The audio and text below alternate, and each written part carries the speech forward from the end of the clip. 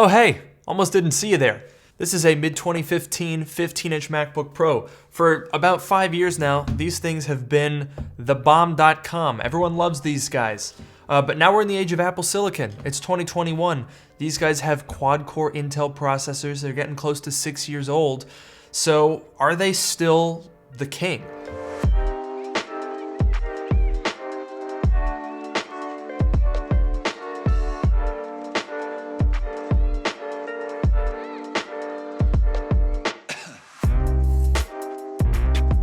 Today's video is sponsored by Total AV, a leading worldwide provider of comprehensive antivirus software. Total AV offers award-winning malware detection to instantly block threats, remove tracking cookies, and purge annoying adware. Total AV is constantly monitoring to protect you from hackers and phishing scams, and they'll also monitor and notify you if your information or passwords are found in a data breach. If you're anything like me, then you've probably received at least like half a dozen emails from services that you've used that are somewhere along the lines of, whoopsie, sorry, about 400 years ago, all of your data got leaked and a bunch of hackers bought it, so our bad. You're like, oh boy, thanks for telling me, but also it's too late because all my stuff is out there. Well, guess what? Total AV is constantly scanning around the clock, and they'll keep you notified if there are any data breaches and you need to change a password or something like that. Right now, Total AV is offering an impressive $19 antivirus package, which is a remarkable 80% off their usual rate. To download Total AV and redeem this offer, you can check out the link in the description below or head to totalav.com/LukeMiani.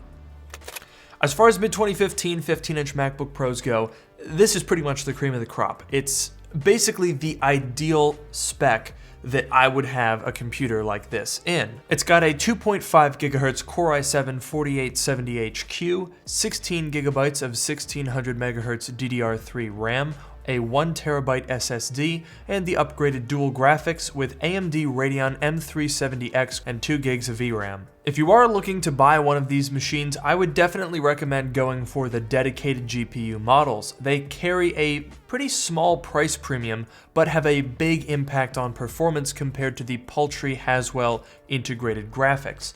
Now, mind you, these are still 2015 GPUs with just 2 gigs of VRAM, so they're not exactly screamers. You're not going to be booting into boot camp on this computer and playing AAA titles on an M370X, but at the very least it will help you out for a lot of graphical acceleration. Think of it as like the GT 1030 of the Mac world, right? You're not going to be buying it as like a GPU, but it'll do better than integrated stuff, so it's worth having. And that's a lot of the story with this computer. For about 4 years, this thing was really competitive in terms of performance and value, but now we're pushing 6, we have Apple Silicon around. This isn't going to be a performance powerhouse. It has basically lost that crown. However, this is a holistic review. We're not just going to talk about performance. But, you know, we should at least talk a little bit about performance, so let's do some obligatory benchmarks. Starting with Geekbench 5, it's predictably a bloodbath. The M1 Macs absolutely walk all over this thing, and that applies in Geekbench Compute as well, where the M1 MacBook Air and Pro are significantly faster. The Pro is almost exactly double the GPU compute performance, which is a really impressive showing from a computer that just uses like 20 watts of power. Moving over to Cinebench R23, it's more of the same. The Core i7 in this MacBook Pro just can't keep up with the newer Apple Silicon chips. That's to be expected. Moving over to Final Cut Pro, we see a continuation of this narrative. The 2015 15-inch MacBook Pro takes about twice as long to render a clip as a MacBook Pro with the M1 chip. Things get a little bit closer when we move over to Blender, where you can see the MacBook Pro closing the gap thanks to the translation layer through Rosetta 2 slowing down the Apple Silicon machines a little bit. But even so, the new kids on the block still take this one pretty easily. Now, given the comparisons that I've been doing with 2018 and 2019 Intel MacBooks with 6 and 8 core processors, It's not even remotely surprising that the M1 Max beat this computer. In fact, it's basically what I would expect. This thing is 6 years old. However, that's not to say that this thing is completely terrible by comparison. Let's keep in mind that the M1s are significantly overperforming for the category that they operate in. So this is still a good computer in terms of its performance, and it's important to remember that when compared to the M1 MacBook Pro, that's a $1,300 device. This is nowhere near that kind of money. If you try really hard, you can snag a decent 2015 for around $600. They sell for around $700 on average. So we're talking a pretty significant cost savings here. $300 over the MacBook Air and $600 over the base MacBook Pro. And this particular 2015 with a 1 terabyte SSD is a noticeable upgrade over the 256 gigabytes that you'll get as standard on Apple Silicon. If performance isn't the most important thing and you want a computer that has a lot of storage and a big display, I mean, it's hard to argue with this for $700. It's also really important to keep in mind that we're talking $600-700 laptop here. If that is the top of your budget, then Apple Silicon is irrelevant. $1,000 for an Air, much less $1,300 for a Pro, that's completely out of the realm if you're talking about a $600 or $700 budget. So it's not really worth wasting time thinking about those computers that aren't really in the same price bracket, at least not yet. They're gonna take a couple of years to drop down. I would suspect that the Apple Silicon Macs are going to have a pretty slow depreciation curve just because of how big a jump in performance they were. I mean, if you look at stuff like the mid-2012 Macs, the Mac Mini, the MacBook Pros, those things took a while to depreciate because they were so good and people really liked them even 5, 6, 7 years later. So yeah, in terms of performance, you're not going to be competing with the new stuff. That's kind of what you would expect. It's 6 years old.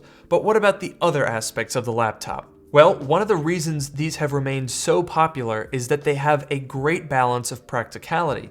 In comparison to the 2016 MacBooks that replaced them, they had very good port selection. 2 USB Type-A ports, an SD card reader, HDMI, and 2 Thunderbolt 2 ports, as well as the venerable MagSafe charger. This is all well and good. However, I think enough time has passed that the lack of Type-C ports is starting to become a negative. For photo editing, this is a fantastic computer because you don't need a ton of performance, you got the benefit of the SD card, so you don't need to carry around a dongle for that, and you have a 15-inch display. Pretty compelling for $700. However, it has been 6 years since Apple started transitioning to USB Type-C connectors. The first Mac that had that was the 12-inch MacBook that came out in, I think it was April or March of 2015, so almost exactly 6 years ago. Back then, Type-C was an inconvenience because we didn't have a whole lot of things that could take advantage of that. But now, I have flash drives that are USB-C, I have a Thunderbolt RAID array. Most external hard drives that you can buy now are gonna come with either a USB Type-A or Type-C connector, so you can choose between them. I charge my MacBook and my iPad with the exact same charger, so I only have to carry one. So now it's becoming a convenience, and not having it is a little bit of an inconvenience. But apart from that, I think that this generation of MacBook Pro has aged really gracefully. It's more than thin enough, the display looks phenomenal for this kind of money, and the keyboard is miles ahead of the later Butterfly keyboards. Given that this design came out 9 years ago, it really doesn't even look that dated. Okay, sure, the bezels are a little bit thick, but nothing too crazy, that's purely cosmetic. We also have stuff like the venerable Force Touch trackpad, this was the first model where that was introduced, and we have a pretty respectable 7 or 8 hours of battery life, so it's not just form over function here. There's a lot to like about these MacBooks. Granted, in terms of performance, they're quickly becoming less competitive when compared to new Macs. Before Apple Silicon, these were often comparable to 13-inch MacBooks, but cost a lot less. But now the new machines pretty completely beat them in every conceivable way. That's not to say that you couldn't use these machines for professional workloads though. Final Cut optimization is really good, and for several years I used one of these computers to edit for my YouTube channel with 1080p footage. But one of the best things about these MacBooks is their expandability. It's not something that we really have anymore. The only really truly expandable Mac is the iMac, the 27-inch model, which has a little RAM door, but I guarantee that's not long for this world. So basically, you can't upgrade Macs anymore. It's one of the things that just really gets under my skin. Fortunately, with these guys, you can upgrade the SSDs very, very easily. You can either go on eBay and pay a little bit of a price premium to buy an OEM one pulled from a real MacBook Pro, or you can get an adapter that lets you use an NVMe SSD, just a normal off-the-shelf one, with the proprietary connector in these Macs. I'll have that linked in the description below, by the way, if you want to upgrade your MacBook Pro. It's super easy to do. It doesn't take a lot of time or cost a lot of money now that NVMe SSD prices have come down quite a bit. So putting a 1 terabyte SSD in this costs a lot less than paying Apple for that upgrade. So the question at the outset of this video, is this still the ultimate MacBook?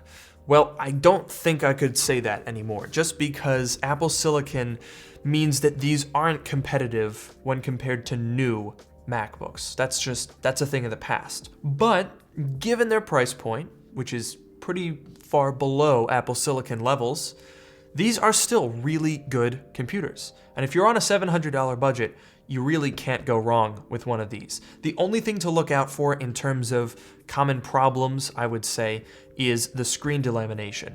They're very reliable, otherwise they don't have graphics failure or really bad issues with the logic board or the Thunderbolt ports or anything like that. So keep an eye out for screen delamination, but other than that, these things are pretty venerable workhorses. So that's gonna do it for this video. Let me know in the comments below what you think about the mid-2015 15-inch MacBook Pro. Are these things still a good value almost 6 years after they came out? Let me know below, and of course, make sure to subscribe, leave a like. Go ahead and follow me on Twitter at LukeMiani, and I'll see you guys in the next video.